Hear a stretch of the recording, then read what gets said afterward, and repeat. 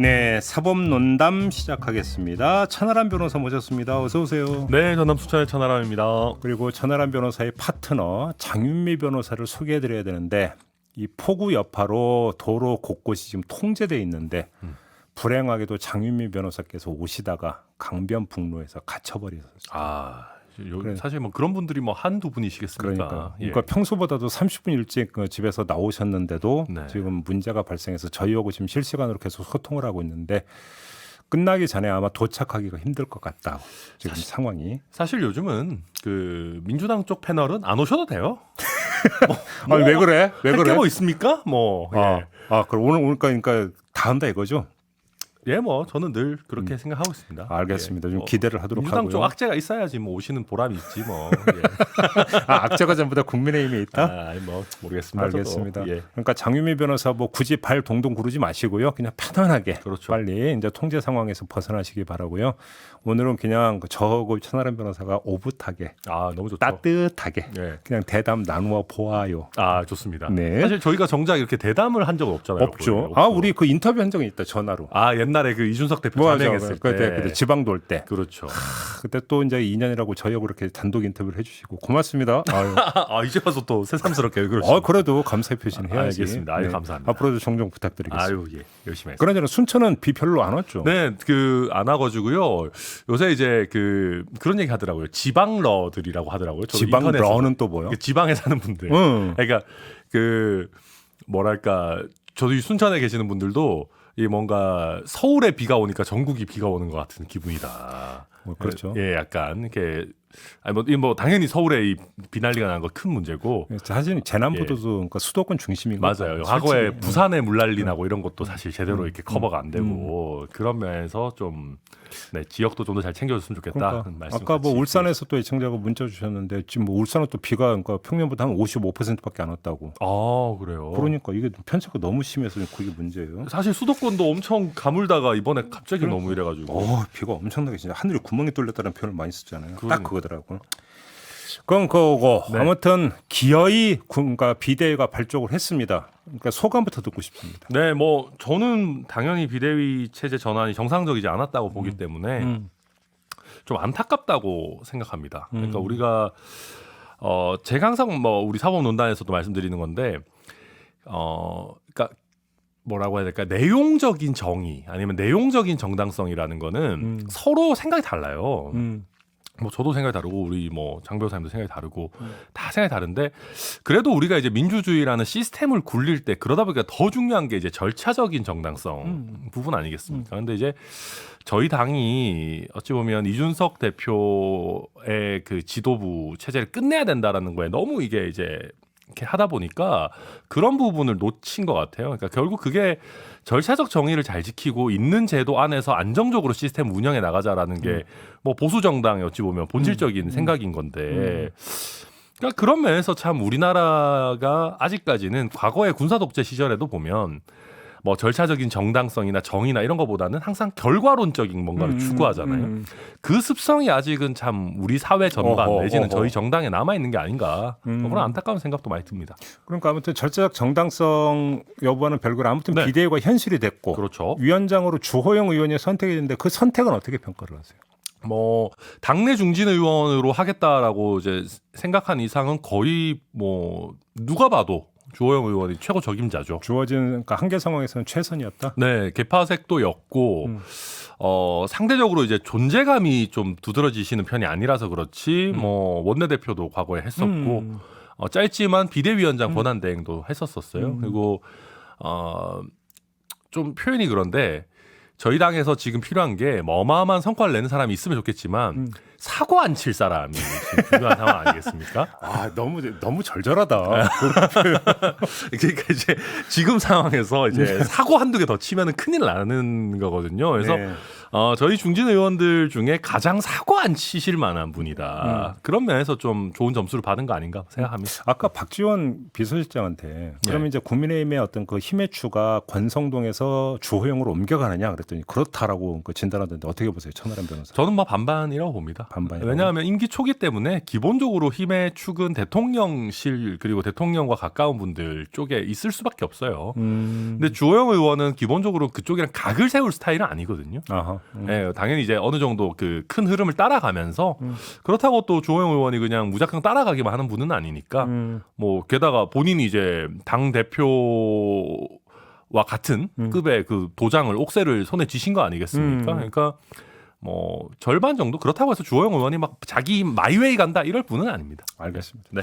근데 우리 코너는 사법 논담이니까 네. 여기서 이제 불거진 사법적 문제를 한번 집중을 해보죠. 이준석 전 대표가 가처분 신청 냅니다라고 어제 SNS에 올렸어요. 네. 그러면 가처분 신청 결과가 궁금한데 네. 변호사로서 어떻게 전망하십니까? 저는 6대4 정도로 승소 가능성이 좀 높다고 봅니다. 인용될 가능성이 높다. 네. 네. 어떤 점에서? 제가 뭐 사법농단에서 여러 차례 얘기 드렸지만 그 기본적인 게 그런 거예요. 그러니까 상급 기관의 의결을 하급 기관이 뒤집지 못한다는 거. 그러니까 이제 많은 분들이 나오셔가지고 저희 당의 상임정국위, 정국위 정도 거쳤으면 절차 하자도 어느 정도 치유됐고 당원들이 대부분 그러니까 당 구성원들이 대부분 이준석 대표의 체제를 끝내는 거에 동의한 거 아니냐. 예. 그럼 절차 하자도 어느 정도 치유된 거 아니냐라는 얘기를 하시는데 근데 저는 그 얘기에 동의하기가 좀 어려운 게 예. 그 전당대회에서 그런 절차를 거쳤다면 당연히 맞죠. 근데 전당대회에서 선출한 당대표를 그거보다 훨씬 낮은 단위에 뭐 한 몇백 명 정도 수준이 참여하는 전국위에서 했으니까 절차가 하자가 다 치유되고 우리 당의 의사는 이런 쪽이다. 저는 그렇게 법원이 보기는 좀 문제가 있다고 보거든요. 근데 이런 시각이 있더라고요. 네. 그러니까 법원이 그러니까 이전에 어떤 예를 준해서 본다면 정당 내부의 운영과 관련해서는 법원이 어떤 판단을 내리는 것을 그러니까 별로 꺼려왔다. 그건 당연히 그렇겠죠. 그러니까 또 그게 원칙이었다. 제가 뭐 그 담당 법관이라도 판사라도 당연히 부담스러울 수밖에 없을 것 같고요. 게다가 이런 식으로 절차가 이미 많이 진행됐고 모든 언론이나 이런 곳에서 비대위 체제의 출범을 사실 다 이제 기사로 쓰고 있는 상황에서 판사 몇 명이 이걸 뒤집는 거는 뭐 당연히 어려운 일일 수밖에 없습니다. 근데 뭐 저희 당에서 그렇다고 해서 가처분이 인용된 사례가 전혀 없냐 하면 또 그렇지는 않아요. 아 그런가요? 대부분 뭐 공천과 관련된 문제들이긴 했는데 뭐 하다못해 가까운 사례로는 주호영 비대위원장 같은 경우도 과거에 공천 관련해서 가처분 냈다가 아마 이겼었을 거예요. 제 기억에. 뭐 많았어요. 뭐 다 가까이는 지난 총선 때 뭐 차명진 저희가 막 급하게 제명시켰는데 다시 법원에서 살아나오고 막말하고 해가지고 그거 보면서 막 총선 저도 치르면서 하루하루 한숨을 쉬면서 봤었는데 뭐 아무튼 뭐 여튼 어쨌거나 저쨌거나 제가 봤을 때는 저는 이게 법원이 그 관여할 수 있을 만한 수준의 절차 하자라고 봐요. 근데 그 절차 하자와 관련해서 네. 뭐 저는 법적으로는 이제 뭐 아는 게 없지만 보면 그 사퇴 선언을 했던 최고위원들이 결의에 참여했던 부분이 있잖아요. 네. 이게 절차적 하자를 입증을 하는데 가장 강력한 사례로 그러니까 판단할 가능성이 있습니까? 저는 꽤 있다고 봅니다. 그렇게 보네요. 네, 사퇴 효력이라는 게 그러니까 제가 그러니까 사퇴를 했으니까 비상 상황이다라고 했는데 사퇴를 안 한 걸로 치고 다시 이제 결의를 했다라는 게 저는 조금 모순적이다라고 생각을 하고요. 그다음에 그것보다도 저는 이번에 당헌 개정을 해서 직무대행도 그러니까 비대위원장을 선임할 수 있도록 했잖아요. 저는 그 개정 자체도 한 두 가지 정도의 문제가 있다고 봐요. 첫째는 이준석 대표가 선출될 당시는 그런 규정이 없었잖아요. 그러니까 소급적으로 이준석 대표의 권한을 사실은 일부 제한하는 형태의 당헌 개정이라는 점에서 이걸 과연 이준석 대표에게 불리하게 바로 당장 적용할 수 있을 것인가의 문제가 하나 있을 거고 특히 이준석 대표의 그 절차 참여권이 보장이 되지 않은 상황에서 이런 형태의 대표 권한을 줄이는 게 이루어졌고 두 번째는 근본적인 그런 문제예요. 제가 지난번에 말씀드렸지만 그러니까 직무대행이 과연 원래 자기가 직무를 대행하고 있는 사람의 권한을 날려버릴 수 있는 거냐. 예를 들면 그런 거잖아요. 내가 뭐 우리 시선 집중을 제가 예를 들면 며칠 대신해서 대타 진행을 하고 눌러 있어요. 앉았다. 예. 근데 예를 들면 뭐 한 2달 정도 뭐 어디 해외를 갔다 오셔야 돼서 제가 직무대행으로 하겠다 2달 동안. 근데 뭐 동의도 없이 이거는 좀 경영진의 판단이 있어 할 수 있는 거니까 얘가 좀 적절한지는 모르겠는데 뭔가 되게 진심이 담긴 얘기를 하고 있는 거예요. 아니고 아닙니다. 아무튼 그러니까 그런 식으로 이 사람이 돌아올 게 지금 그래도 어느 정도 예정이 되어 있는 상황에서 이거를 내가 직무대행하는 사람의 판단으로 이 사람의 민주적 정당성을 날려버리겠다? 이게 되게 이상한 형태의 당원 개정이에요. 그리고 중요한 게 이제 지금 그 이준석 전 대표가 경향신문 기자한테 오늘 가처분 신청 낸다고 얘기했다고 방금 속보가 떴는데 네. 가처분 신청을 받아들이냐 마느냐에서 중요한 또 판단 그 잣대관도 하나가 회복할 수 없는 피해 여부 이거라면서. 그렇죠. 이준석 대표 입장에서는 회복할 수 없는 피해를 입은 거라고 봐야 되는 거 아닌가요? 그럼요. 당연하죠. 그거는 뭐 쟁점이 안 될 겁니다. 그래요? 예, 그러니까 회복할 수 없는 손해는 말 그대로 나중에 돈 주면 되는 거 아니냐라는 거예요. 그러니까 예를 들면, 그러니까 이게 이제 이런 형태의 가처분에서는 임시로 이 사람의 지위를 복원시켜줘야 되는 거잖아요. 근데 법원에서 임시로 이렇게까지 복원 안 시켜주더라도 나중에 이 사람이 손해배상 청구해서 돈 받아가면 되는 사건이야라고 하면 기각을 시켜요. 네. 근데 당 대표직이라는 거는 이게 돈으로 손해를 산정할 수가 없잖아요. 그렇죠. 네, 이준석 대표가 사실 뭐 월급을 받는 것도 아니고. 아니 근데 뭐 버카는 회수했다며. 네, 회수했죠. 근데 원래도 뭐 많이 안 썼대요. 버카. 그래요? 네, 뭐 본인도 뭐 카니발도 안 타고 다니는 양반인데. 뭐 어쨌거나 저쨌거나. 그래서 그 회복 가능성은 쟁점이 거의 안 될 거고. 중요한 거는 오히려 이제 본안 승소 가능성이죠. 그러니까 근데 본안 이전에 가처분 신청을 받아들이면 받아들이는 순간에 비대위는 다시 어떻게 정지가 되는 거잖아요. 네, 정지가 되는 거죠. 활동 정지가 돼요. 그렇죠. 그때는 도대체 당이 어떻게 되는 거예요, 그러면? 그러니까 그러다 보니까 이게 당이 난장판 되니까 좀 참아라 하는 분들이 많아요. 근데 저는 생각보다 난장판이 되지는 않을 거라고 보고요. 어떻게? 이미 충분히 난장판이라고도 생각하는데 어쨌거나 왜 그러냐면 지금 이렇게 간다면은 이 주호영 그 비대위원장을 원내대표로 선임해도 사실 상관없어요. 또 그 방법이 있다. 네. 그렇게 해서 이제 당대표 권한, 직무대행으로 주호영이 하는 걸로 하면 거의 비슷한 효과를 좀 낼 수 있기는 해요. 해법이 그게 있다. 근데 그러면 그건 권성동 원내대표 이제 더 이상 안 되니까. 그렇죠. 왜냐하면 이 가처분까지 예를 들면은 당이 뭐 그러니까 이거를까지 이준석 대표가 이겼는데 권성동 원내대표가 자리 지키겠다라는 거는 불가능한 얘기일 거예요. 그러니까 그래서 만약에 가처분 신청이 받아들인다면 비대위도 그 순간 효력이 이제 정지가 돼 버리니까 비대위 그러니까 활동할 수 없죠. 그러면 주호영 원내대표를 선출을 해서 주호영 원내대표가 당 대표까지 사실상 겸하는 이런 그림을 하는. 네, 그렇게 가야 될 거예요 아마. 심플하긴 하네요. 네, 뭐 불가능한 게 아니에요. 그렇게 되면 전당대회 시점이 좀 당겨질 수는 있겠네요. 만약에 그렇게 된다. 아니죠. 오히려 그렇게 되면 이준석 대표가 돌아온다라는 게 법률적으로 확정이 되기 때문에 이준석 대표 그렇네. 네, 복귀가 다 그러면 대표직 해임도 무효가 돼버리는. 무효가 되는. 그렇네. 네, 그러면은 이준석 대표 임기를 다 채울 수 있게 되는 거죠 법적으로. 오히려 그렇게 되는 거죠. 그러니까 이준석 대표도 이걸 하는 의미가 있는 거예요. 이야, 법원이 아주 중대한 결정을 앞두고 있는데요.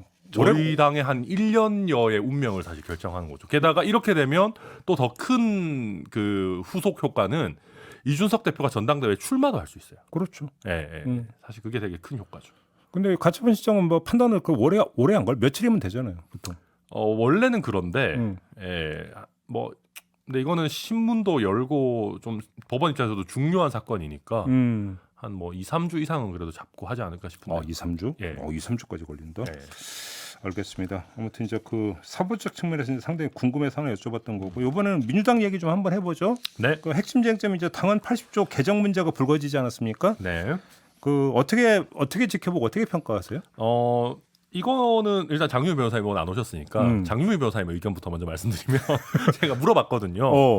굳이 이렇게 할 필요 있냐 생각하시더라고요, 장 변호사님도. 그냥 놔도 되지 않나? 왜냐하면은 이게 보니까 저도 저희 당 당원당도 공부하기도 바빠가지고 뭐 꼼꼼히 보지 못했는데 그 윤리심판원, 민주당 윤리심판원이라고 하더라고요. 윤리심판원에서 이게 정치적인 수사다라고 판단을 하면 지금 현행 당원 당규로서도 그 당대표, 그러니까 뭐 해당 당원의 그 당원권 정지를 안 시킬 수 있는 규정을 넣어놨어요. 이게 어떻게 되냐면 80조 1항이 있고 80조 3항이 있는데 그렇죠. 80조 1항은 기소되는 즉시 사무총장이 직무를 정지시킬 수 있다라는 규정이고, 그렇죠.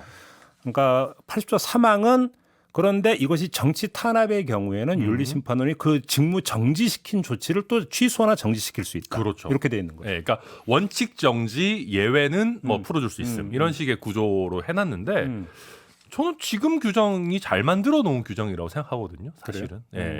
왜냐하면 이게 이재명 의원과 이준석 대표는 경우가 좀 달라요. 어떻게? 이준석은 힘이 없고 이재명은 힘이 있어요. 아, 그 차이가 있다. 예, 그러니까 이게 제가 지금 이준석 대표 사태를 보면서 뭐 당 내에서 이재명 의원을 지지하시는 분들도 좀 걱정하실 수도 있어요. 뭐 이런 식으로 예를 들면 윤리심판원에서 당 대표의 뜻을 거슬러서 이거를 안 해주면 어떡하냐, 예외를 인정 안 해주면 어떡하냐 걱정하실 수도 있죠. 왜냐하면은 뭐 저희 당에서도 대표를 징계하는 마당이니까. 근데 저는 현재 민주당에서는 그런 일이 일어날 가능성이 매우 적다고 생각해요. 왜냐하면 이재명 의원이 그 사실상 원톱 대선 후보고 또 당내 세력도 과거에 뭐 성남시장 경기지사 하실 때야 왜 뭐 이렇게 아웃사이더셨지 지금은 뭐 그렇게 볼 수는 없거든요. 그러니까 그럴 가능성은 전 매우 낮을 것 같다. 제가 민주당 당원이면은 뭐 크게 걱정 안 하셔도 될 것 같아요. 근데 네. 범위를 좀 약간 넓혀갖고 이건 뭐 특정 네. 정당에 그 한정되는 게 아니라 전반 다일 것 같은데. 자, 그 정치인에 대해서 부정부패 내지 비리 의혹이 불거졌을 때, 예를 들어서 그 LH 사태 후에 뭐 땅 투기 의혹 불거졌을 때 뭐 탈당시키고 이런 경우도 있잖아요. 그렇죠. 자, 그러면 이 그 도덕적 정치적 판단 시점을 언제로 잡아서 징계를 해야 되느냐라는 근본적인 문제가 사실 있잖아요. 있죠. 이거 어떻게 보세요, 법률가로서? 저는 사실은 1심 판결 정도라고 보는 게 더 맞다고 봐요. 솔직히. 그래요? 예. 그러니까 저는 그래서 강훈식 의원안이 크게 봐서는 나쁘지는 않다고 봐요. 게다가 특히 제가 민주당 당원이면 더더욱 왜냐하면 민주당은 검찰의 결정을 별로 잘 믿지 않잖아요. 특히 이제 야당이 되어버리죠. 예, 야당이 뭐 여당일 때도 별로 믿었는지 잘 모르겠는데, 그러니까 그러다 보니까 이게 사실은 무죄 추정의 원칙이라는 게 우리 헌법상 원리고 예. 정치에도 적용이 돼야 되는 게 맞기는 해요. 예. 그래서 이게 검찰의 기소만으로 뭔가 모든 걸 결정한다는 게 좀 이상하긴 합니다. 그렇죠. 사실 국민이 그 선출한 선출직의 운명을 임명직인 검찰에서 손해주고 한다라는 것도 사실은 좀 그렇죠. 그렇죠. 물론 뭐 사법부도 임명직이긴 합니다만 그건 좀 다른 문제니까요. 그래서 저도 좀 이상하다고 생각해요. 근데 그러니까 원래 제일 좋은 거는 그냥 정치적인 압박을 해서 그분들이 자연스럽게 물러나도록 하는 거죠. 그러면 제도와 명문화할 필요 없이 그렇죠. 그때 사안과 경중에 따라서 맞아요. 또 달라지니까. 사실은 예를 들면 뭐 아무리 뭐 검찰이 아니라 경찰 수사 단계라고 해도 빼도 박도 못할 객관적인 증거가 나오면 사실 정치적 책임 져야 되는 거죠. 여론이 이제 가장 중요하다 이 말씀이신 그렇죠. 거죠. 그거에 따라가는 게 맞죠. 이게 그래서 저는 지금의 이 민주당이나 저희 당도 비슷한 규정을 두고 있는데 이거는 우리나라의 정치가 아직은 수준이 높지 않기 때문에 이런 거를 두고 있다고 생각해요. 역설적으로. 네, 여론의 압박을 느끼면 사실은 물러나고 또 이렇게 하는 게 자연스럽게 돼야 되는데 어느 정도 그 기준이라는 게 당내에서도 선례에 따라서 이렇게 자연스럽게 작동을 해야 되는데 그게 아직 없으니까. 오히려 원칙은 뭐 기소가 됨과 뭐 동시에 뭐 이런 식으로 시기를 못 박을 게 아니라 아예 규정을 두지 않고 아니면 아예 뭐 윤리심판원의 판단으로 바로 맡기든지. 그거죠. 그러니까 그렇죠. 어떤 뭐 이제 당의 어떤 윤리적 판단 기구가 있으니까 거기에 판단에 맡기는 걸로 하는 게 어찌 보면 가장 정치적이고 맞아요. 현실적이다. 근데 이제 양당 모두 그런 심판 기구에 대한 신뢰가 별로 없거든요. 그런 것부터 사실은 좀 정비를 해 나가야 되는 거예요. 그렇죠. 예. 근데 문제는 그 심판 기구를 보통 이제 당 대표가 임명을 해버리면 그렇죠. 결국 또 당 대표의 손아귀에 있는 거 아니냐 또 이런 이야기가 나오는 거니까. 맞아요. 또 그러다 보면 당 대표랑 가까운 사람은 봐주고 예를 들면 당 대표가 문제되는 경우는 그렇죠. 뭐 그렇다 치더라도 극단적으로는 당 대표와 가까운 사람들은 뭔 일이 생겨도 봐주고 이른바 이제 예. 주류와 비주류를 갈라버리고 이렇게 돼버리면 이제 그게 또 비주류 심해진다. 억압의 도구로 이제 쓰이고 뭐 그렇게 될 수 있으니까 참 어려운 문제입니다. 뭐. 그러게요. 어쨌거나 저쨌거나 제가 생각하는 거는 이게 기소가 되자마자 일률적으로 당원권 정지시키는 거는 저는 좀 후진적이라고 생각하지만 이거를 지금 당 대표를 뽑는 시기에 갑자기 바꾸는 것도 정상적이지 않다. 근데 당원권 정지라고 하는 게 의원직을 박탈하는 것도 아니고 네. 의원직 활동을 막는 것도 아니고 아니죠. 다만 법원의 판단이 있을 때까지 그러니까 우리 당에 부담이 될 수 있는 부분들을 최소화하겠다는 취지로 본다면 당직을 수행하지 말라는 거죠. 그건 또 그러니까 그 당의 차원에서 자율성의 영역으로 볼 수도 있는 거 아니에요? 네, 맞습니다. 그러니까 아직 현재까지 이런 규정이 그냥 있어 왔던 거죠. 예. 그러니까 불쌍한 거는 그런 겁니다. 이제 배지 없는 이제 그러니까 이준석 대표가 이렇게 난리를 치는 게 만약에 이준석 의원이었으면 그러니까 원내에 있으면서 그래도 뭔가 이렇게 그렇죠. 할 수 있는데 자기 존재감을 뿜뿜할 수 있는 예. 통로는 있는데 계속 유지되는데. 그러니까 좀 약간 이제 마이너스 삼선이다 보니까 아 마이너스 이렇게. 예. 좀 너무 적나라하다. 아니 뭐 어떡하겠습니까? 뭐. 실제 그런데. 알겠습니다. 이재명 후보권으로 그러니까 지금 장영하 변호사 체포됐다는 얘기 들으셨죠? 네. 저도 깜짝 놀랐어요. 아 이건 좀 그 공직선거법상 허위사실 공표 혐의잖아요. 그렇죠. 근데 체포해서 구속영장을 신청한다는 이거 어떻게 이해를 해야 되는 거예요? 이거는 상당히 중하게 본 것 같아요. 그죠. 예. 거의 이례적입니다. 거의 무고에 해당한다고 봤다고 그렇죠. 그렇게 봐야 되는 거죠. 그리고 일단 이거는 한 두세 가지 정도의 판단 기준들이 있어요. 그러니까 이제 저는 장영하 변호사 체포된 거는 무고한 내용도 내용인데 그 영향력이 중했다고 본 거예요. 그러니까 낙선시키려고 하는 그렇죠. 목적. 그러니까 목적도 목적인데 실제로 이 장영하 변호사가 꽤 많이 회자가 됐죠. 그렇죠. 네, 대선 국면에서 그러다 보니까 이게 혐의가 꽤 중하다라고 봐서 저도 이거 허위사실 공표 가지고 그러니까 체포하는 거 거의 못 봤는데 예. 아무튼 매우 중하다고 판단한 건 맞는 것 같습니다. 근데 혹시 이제 지금 그 버카 유용 의혹 사건도 지금 들여다보고 있잖아요. 네. 그다음에 성남 FC 사건 것도 지금 보고 있지 않습니까? 네. 균형을 맞추려고 하는 사전 조치일 가능성은 어떻게 보십니까?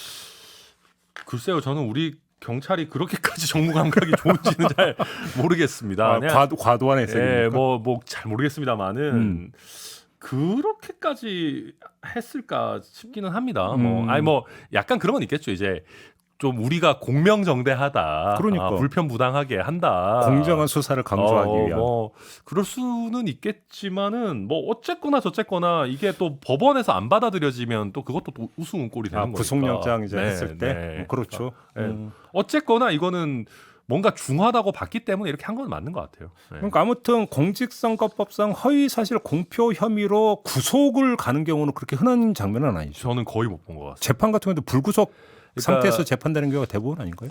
예를 들어서 후보나 아니면 상대 후보의 핵심 관계자, 그러니까 캠프 사무장이 예를 들면 아주 조직적으로 허위 사실을 유포하고 이런 경우는 종종 있어요. 근데 장영하 변호사 같은 경우는 그런 경우는 아니잖아요. 그러다 보니까 이런 어떤 뭐 물론 이분이 국민의힘 소속입니다만 조금 제3자적 지위에 있는 인물이 이렇게 한 걸 가지고 체포 구속까지 하는 경우는 매우 이례적인 거 맞습니다. 그렇죠. 네. 근데 아무튼 이게 아마 이제 그 돈다발 기억나시죠? 김용판 의원. 근데 이제 김용판 의원 해당 사항이 없는 게 국회 활동 과정에서 했던 거기 때문에 면책 특권이 그렇죠. 되는 거죠. 네. 그래서 김용판 의원은 얘기가 안 나오는 거죠. 네, 맞습니다. 그렇군요. 국회의원이 좋아요. 그런 거 보면. 예. 마지막으로 이거 하나 해볼게요.